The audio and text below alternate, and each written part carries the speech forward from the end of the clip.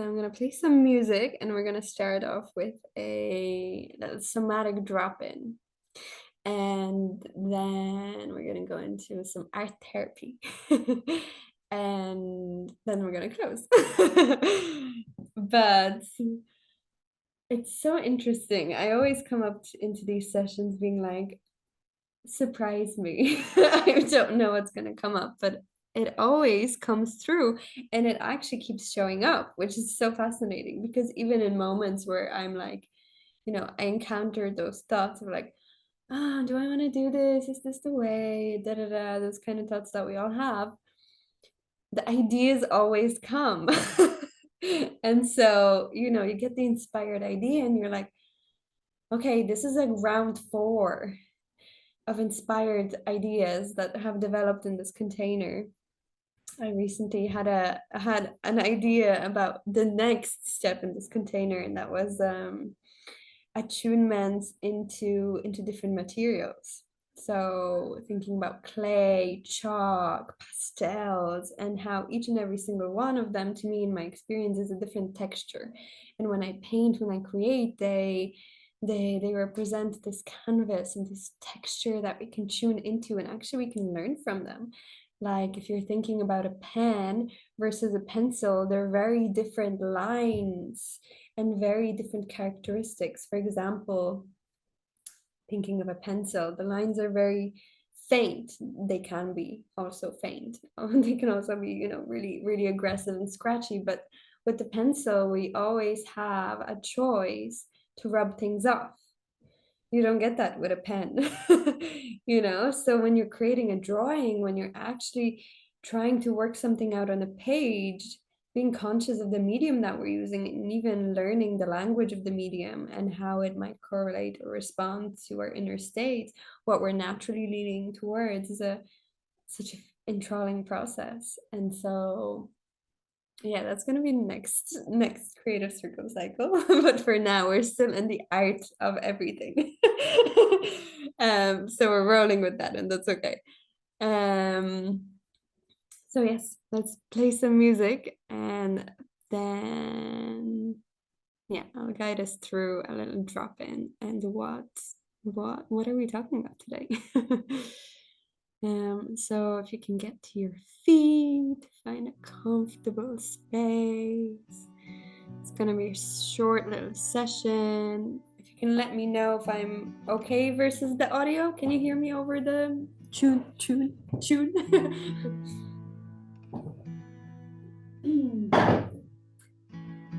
So just find your feet wherever they are. Make sure that in this moment you really scrunch up your toes.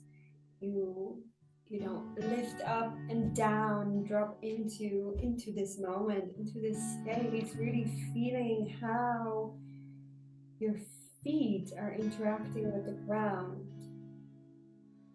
how shifting from one foot to the other, how is that affecting your balance, your equilibrium, your center? Do you feel sturdy? Do you need to bend your knee in order to feel more grounded? Do you try bouncing instead of if you try bouncing on your bent knees instead of standing up straight? How is that feeling? And as you're exploring your feet and how they're moving on the floor, shifting to the sides, perhaps a little bit forward, a little bit back. Remember your breath. Your breath is the anchor, is the center of everything.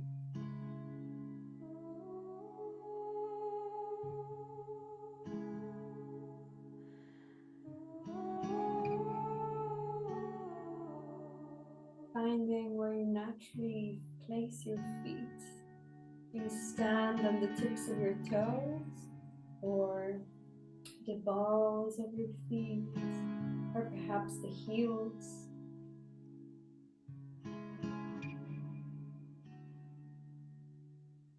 And now placing an imaginary line into the ground beneath you, feeling your feet grow roots into the earth, stretching wide and deep, so that as you stand, you become a giant tree. A giant tree standing tall and standing strong. A tree that does not break, but it bends with the winds. With a strong, strong center line. Lifting your chest slightly as if to catch the rays of the sun. You can play around now with your hands. Are your hands somewhere close to the ground? Are they reaching for further grounding? Is there roots coming out of your hand? Or perhaps they're reaching upwards, up into the sky above you. Stretching up, up, up, up, up, elongating your torso. Or perhaps you're somewhere on your body, on your heart, on your belly, on your knee. Finding a strong, stable stance. Feeling yourself supported and nourished. Dropping a golden cord from the base of your spine down into the earth, into the lava core. Softening your belly, your hips, your perineum. Softening your lower body, letting go. And as you inhale, feeling yourself resourced, feeling yourself breathing in through every pore of your being, through every cell. As if each and every single one of your cells is making contact with a unique source of light, of love, of rejuvenation. And it's sipping that up with the light.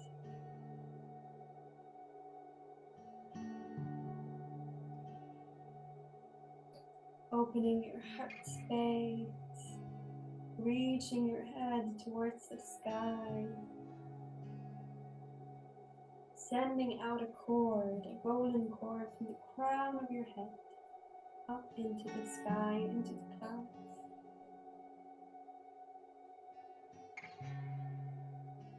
Feeling yourself resourced from the cosmic stars, from the galaxies, from the planets, from the mysterious darkness that lives above us, or from the blue, vibrant, sunlit sky.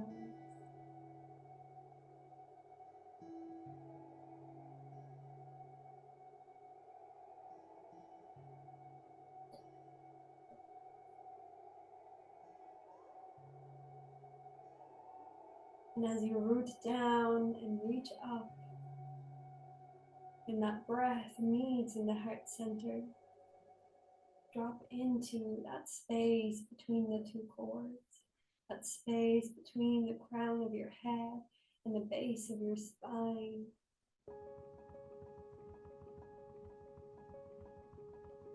Feeling a tube of light, cord, a line, a whirlpool, a tornado, whatever you please. Feeling that strong core within you, your center.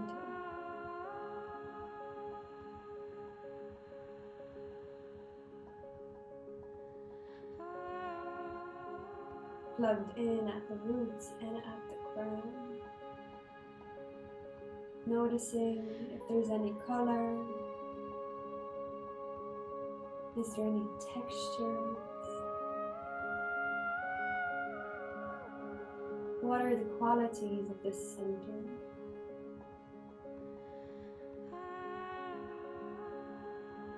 Is it smooth or is it textured, wavy or still?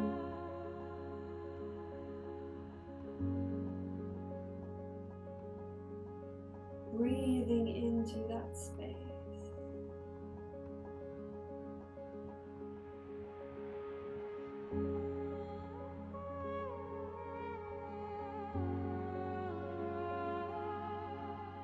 Is it electrifying? Is it pulsating, vibrating?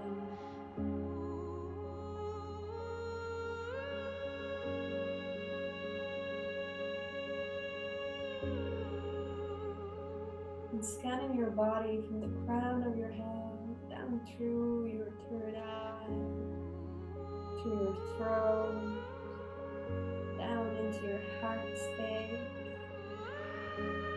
solar plexus, just beneath the ribs,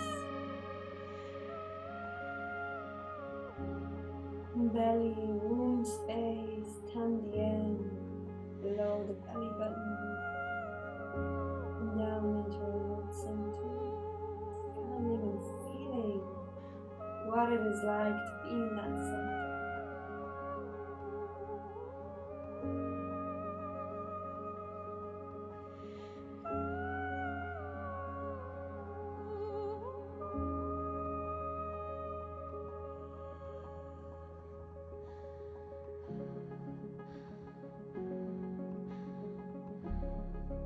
Well, notice next if there's any tensions, if there's any blockages that you feel around this center. There doesn't have to be, of course, but if there is, where are they?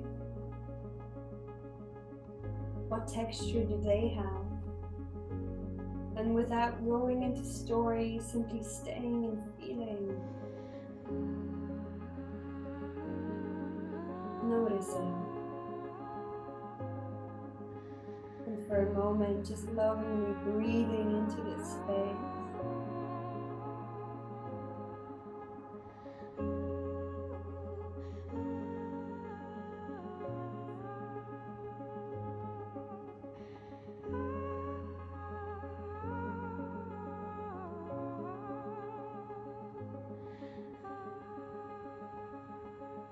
And now we're going to take 11 strong breaths in through the mouth and out through the mouth.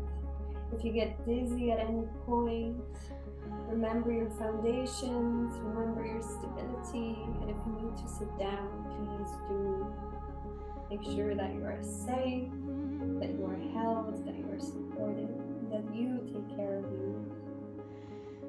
So whether you want to breathe into any tensions that you have, using the breath to illuminate them, or you want to energize your center, to empower yourself, or both, we'll start now with the 11 breaths. So deep inhale through the mouth, and out with a sigh. I'll keep the count. You can just keep breathing at your own pace. Inhale.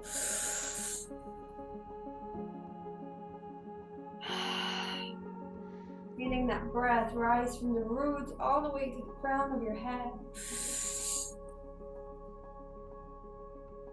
And as you exhale from crown to the roots.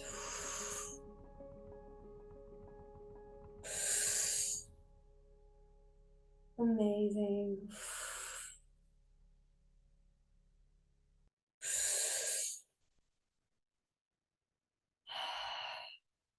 And just 6 more.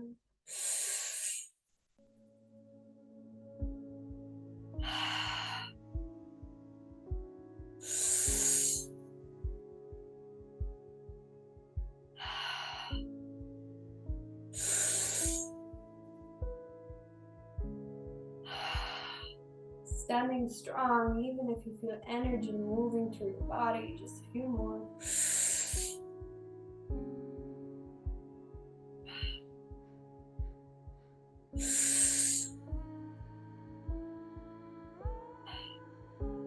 Last one. Deep inhale on this one.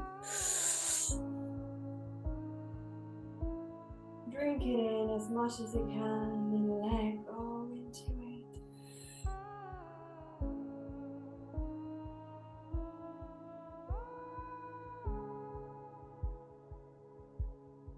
Noticing if the currents of energy have increased in your body, if the tides have shifted,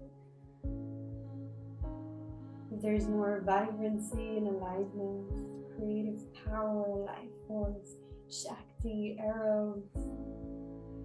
Breathing that in deep, deep, deep into your body. Your breath as your anchor, your center. How delightful.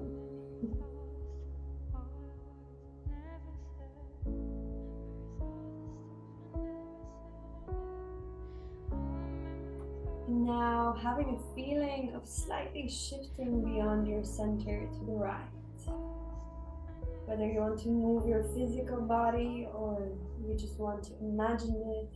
Imagine shifting out of your center and with an inhale, shifting back. Learning to return to your center. Doing the same on the other side, the left side, shifting out of your center, slightly becoming disbalanced and coming back into center. Feeling how wide your center of balance can be or how small. Shifting slightly backwards and forward. Wiggling around a little bit and seeing how your interpretation of the center changes. Is it always there with you, even if you move around and bend and shift? Or does it need to catch up with you? Does it only fully return if you are still? Or can you find it even in instability?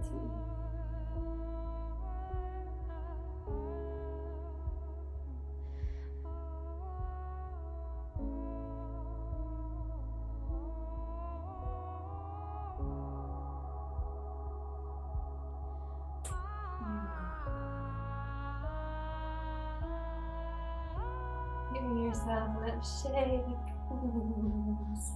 Bouncing on your feet a few times, coming back, dropping all the way in, and coming back to your seat.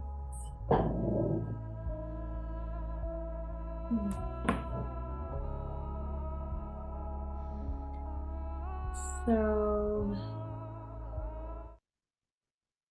if you did not guess, the theme for today was the art of centering. That's why I kept saying, come back to your center and feel your center. And this comes as an inspiration from my upcoming workshop, which is on pottery and cacao. And I stumbled on this stunning book that gosh, what's the title? I think it's Soul Work, Pottery, Poetry, and Spirituality or something like that. But it really beautifully talks about this concept of pottery and the potter's wheel. When you have the beginning stages of pottery and you place it on the round spinny thing, to use professional terms. and,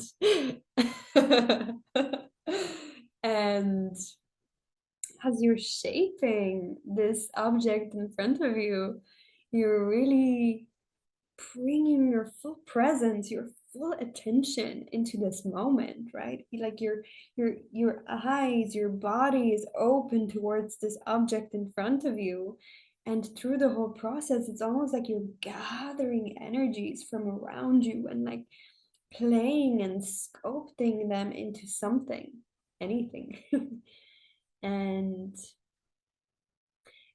it mentions this process of centering as a way of transformation, as a way to return to that original wholeness that we all have. And I very much understand that as this undeniable truth, that undeniable truth that we can all touch, that is undisputable.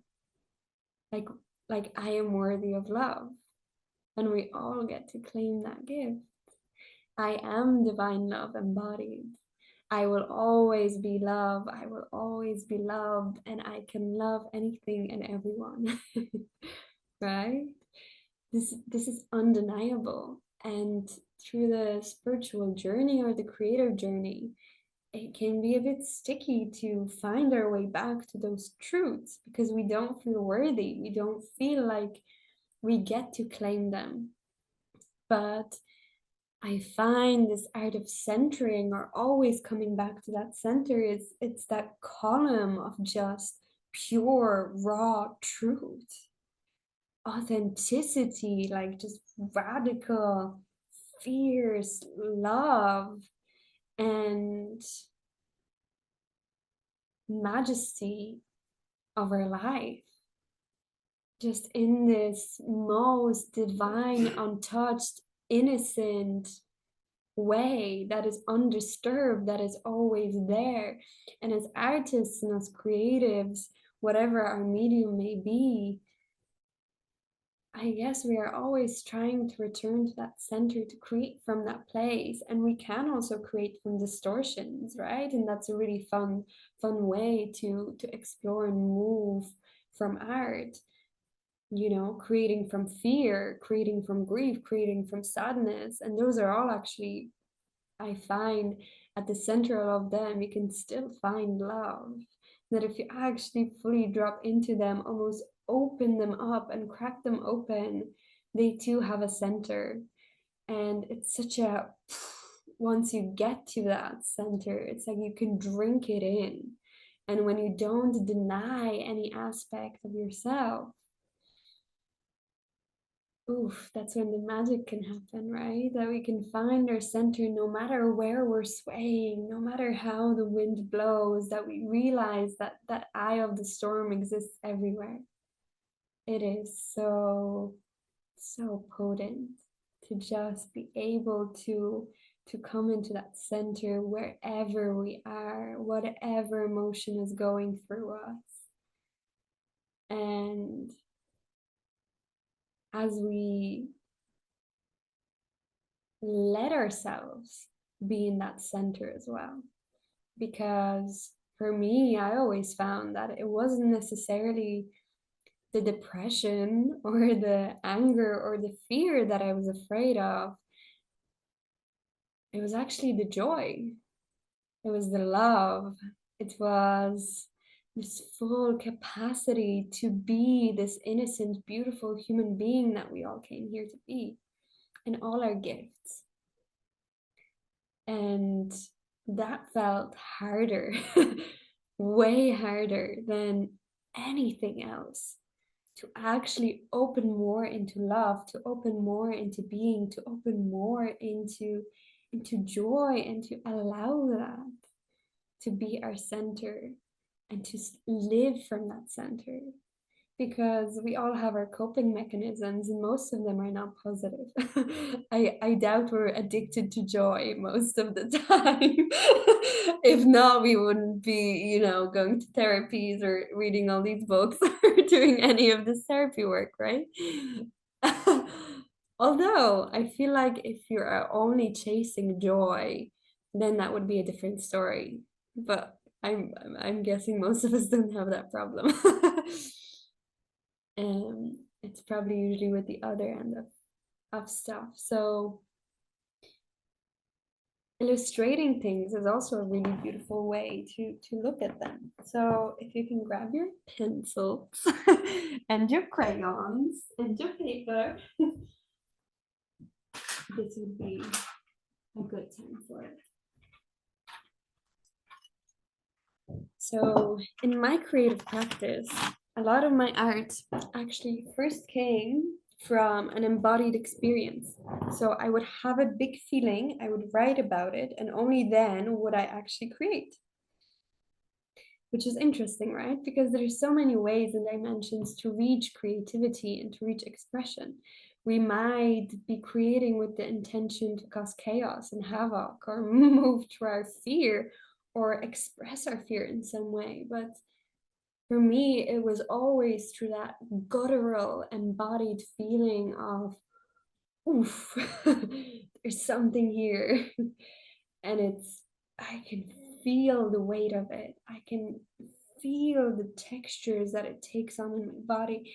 I can feel the shape that it wants to be, if it's crinkling down, or if it's like it would usually also get associated with visuals and symbols. So does it feel like a rag that's being wrung out?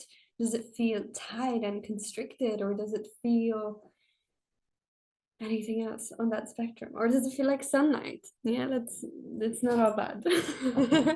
There's good ones there too. So I was curious, because it was interesting to either go first for the somatic experiencing or go first for the art therapy. And it feels like they would be very interesting exercises to try. So next time, if you want to approach this topic, perhaps you can try the art therapy first as a little homework exercise piece or something to muse on, and see if you actually notice the difference. And ultimately, I ended up deciding that the somatic is going to be better because, gosh, I spend so much time out of my body that it's nice to come back into it before we start drawing. So if you find a color, if you have colors, or find a pencil, or find anything that first calls to you from your supplies, whether they are wide or unlimited, and begin by drawing your center. How does your center look like? Is it round? Is it a column? Is it, what is it? Is it an animal? Does it have a particular texture? Does it want to be contained or free?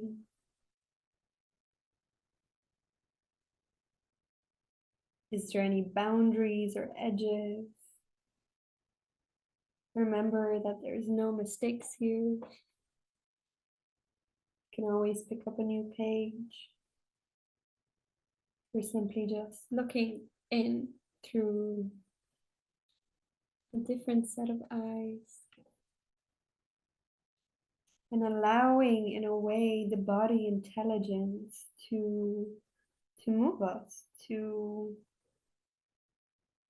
almost allow your hand to do what it wants to do, to communicate with you. It's as if you're imagining those free flow writing exercises where you just start writing and you begin to form words and sentences and you just let it flow for a moment or two. We're doing the same with this one. So almost being the observer of what your body wants to create rather than the controller of it. And this can be especially difficult if you're drawing something and you're perceiving it to be ugly or weird or that doesn't make sense, or anything along those lines. So allow that to just be there and come back to your breath, allowing yourself in this moment complete and total freedom to draw anything you desire, to ruin the painting if you so wish, understanding that also there's nothing that we can do to ruin a painting. We're simply observing, understanding, and trying to get to know our inner world.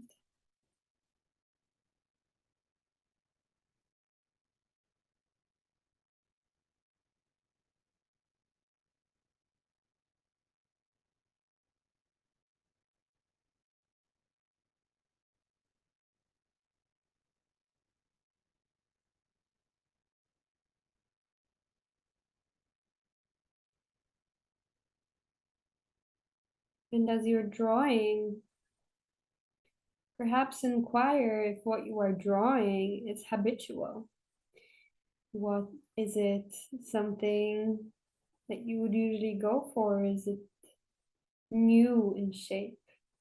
Is there something that you are afraid to go over, to hide, to obscure by your marks?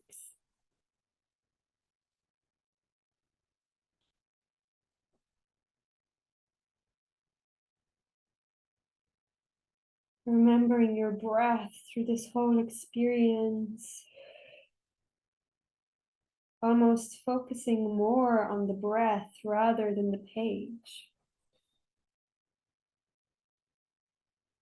Tuning into that inhale all the way in and all the way out as you continue to draw.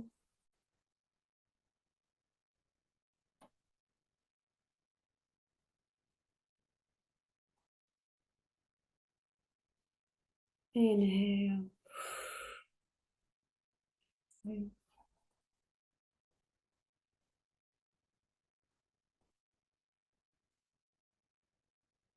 Inhale. Exhale.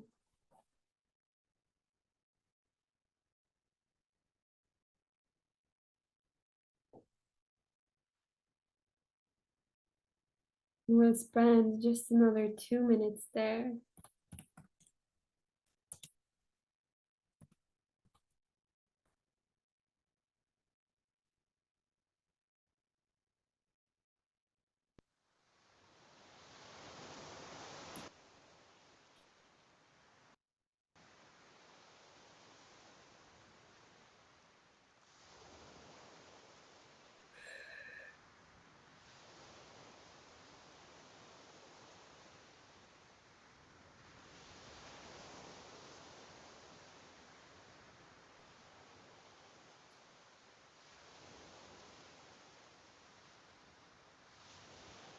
Also, if any words want to come through, any poetry, any bold statements,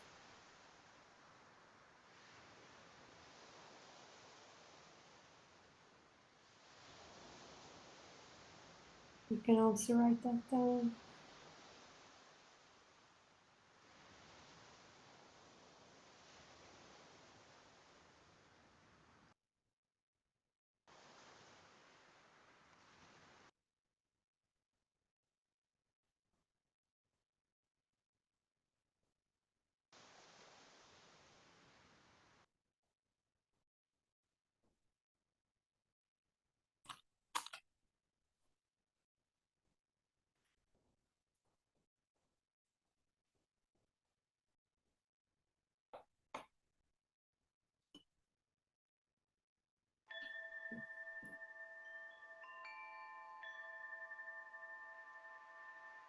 Making any final additions.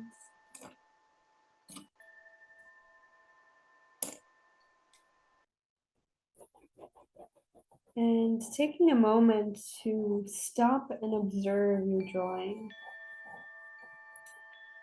If this drawing was not yours, what would you think of it? If I showed it to you and I said, hey, I made something, look at this, what would you think of it? Does it change your relationship to it? It doesn't have to, of course.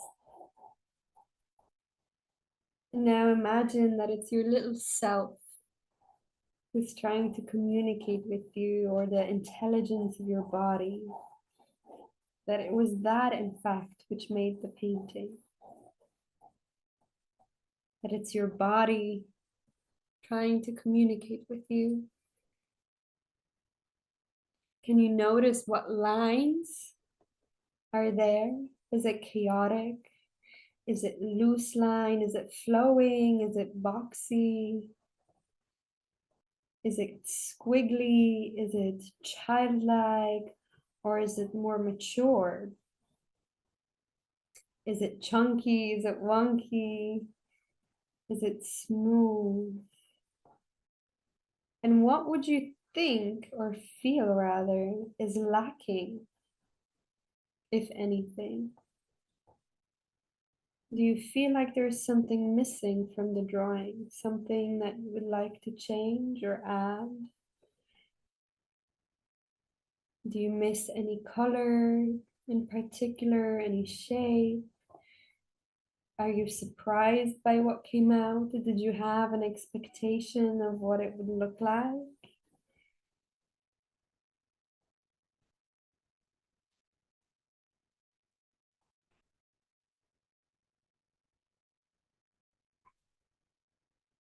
And now finding another page that is available. And drawing something that you feel is blocking that channel. So if you feel like it, you can draw on top of that drawing, but if you don't want to ruin it yet, you can draw on a new piece of paper. So finding something that is blocked within your center or that is blocking you from expressing from that center. Is there any pieces of armor or constriction?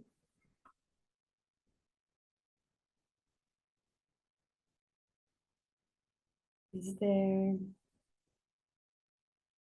some word?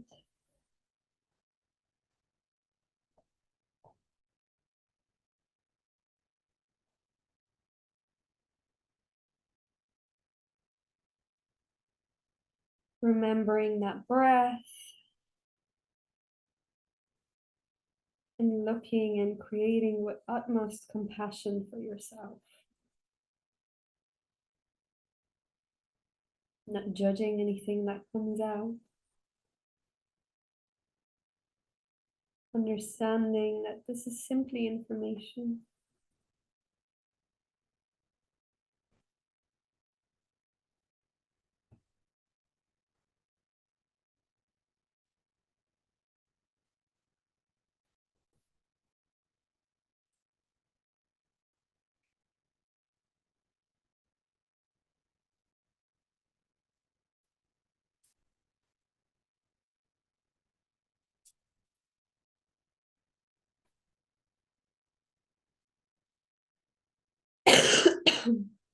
And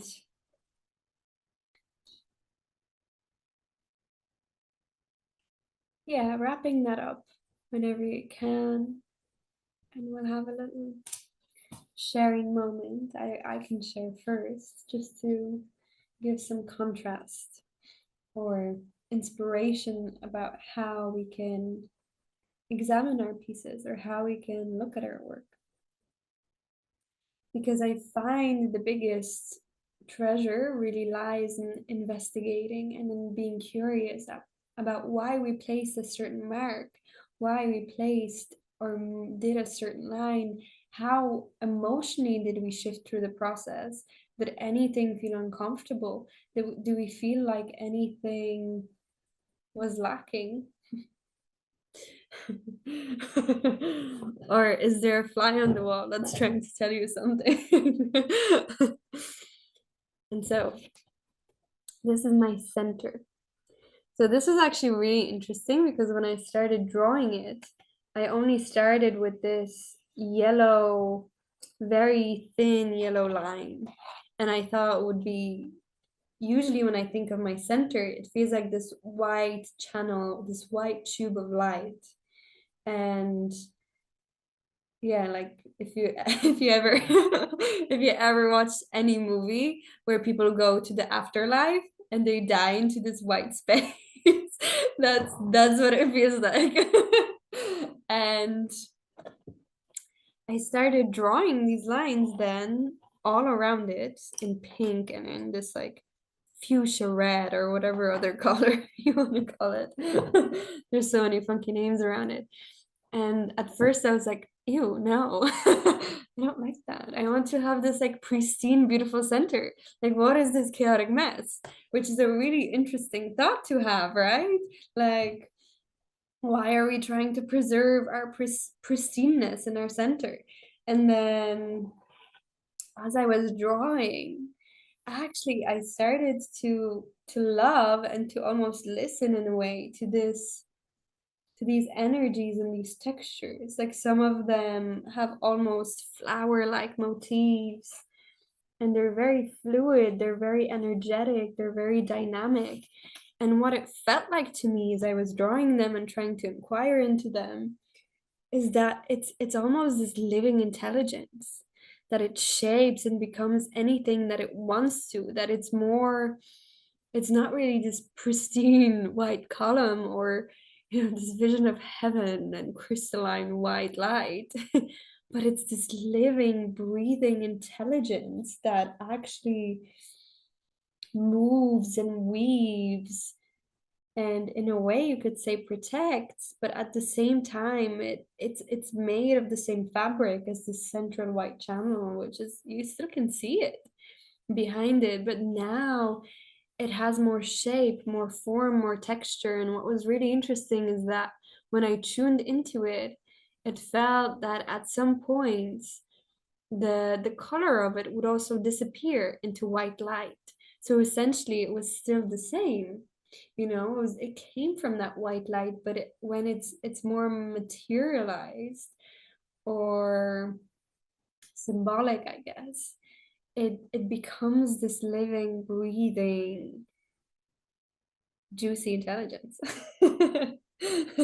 Which is fun, like it's really exciting, and there's something here that is almost, I don't know, there's something energetic, erotic almost, that it's this channel, it's this throat, it's this yoni, this womb, almost like intelligence, with actually it just looks really fun. Like there's a lot of going on. Like if, you know, if I met this person at a party, they might look a bit chaotic on the, you know, on the edge or on the front, but like on the center, they're pretty chill, you know, they're pretty cool. And so now on the other end, when I drew my block, da-da-da, I found it so interesting. The thing that came up to me first was these like strong lines that are actually protecting the center, right? And I was like, okay, that makes sense, because it's difficult to live from a vulnerability. So, you know, you might feel that you're vulnerable, but how vulnerable are you?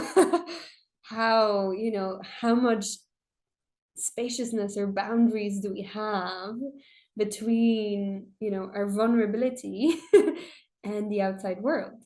You know, we might be vulnerable and cool here, but it appears, or it feels like, and this resonates with me as well, so I'm not just like interpreting the picture and being like, oh yeah, this is me, this is me. But it actually does resonate with my story. And then this resonates a lot because I started scribbling these lines, and they could probably fill the whole page, but this is really cool as well because you can read so much from a simple page without having to fill it. And so this says hello, woohoo, and distraction.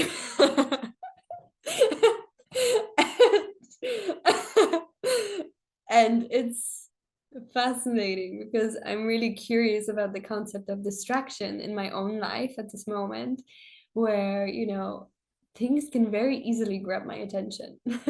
I'm a very willing victim also.